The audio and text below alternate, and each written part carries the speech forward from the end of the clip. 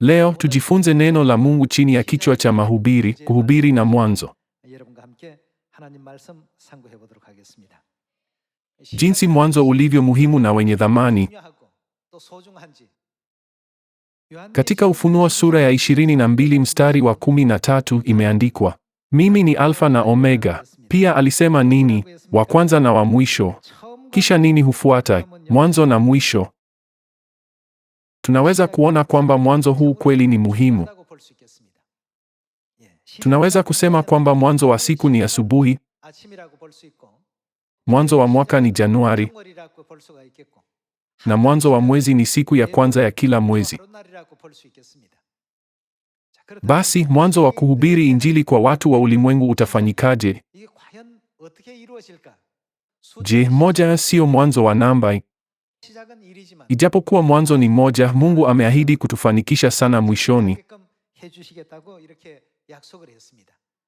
Hii ndiyo asili ya Injili yetu. Hebu tuangalie neno la Mungu kuhusu hili. Tufungue kitabu cha Ayubu sura ya 8. Katika Ayubu sura ya 8 mstari wa 5 imeandikwa, lakini ukimtafuta Mungu nawe ukamsihi Mwenyezi, ikiwa wewe ni safi na mnyofu, hata sasa atainuka mwenyewe kwa niaba yako na kukurudisha katika mahali pako pa haki. Ijapokuwa mwanzo wako ulikuwa utaonekanaje mdogo vipi kuhusu wakati wetu ujao, lakini mwisho wako utakuwa wa mafanikio. Hii inaweza kuchukuliwa kuwa asili ya Injili yetu. Mwanzo daima ni mnyenyekevu. Haijalishi ni kazi ya aina gani, huanza na moja, lakini hivi karibuni inakuwa 2, 3, 5, 8 na kadhalika.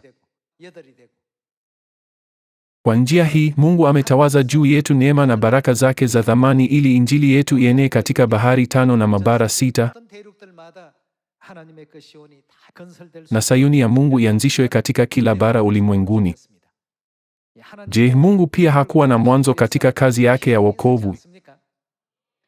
Hapo mwanzo Mungu aliumba mbingu na dunia. Imeandikwa wazi kama mwanzo.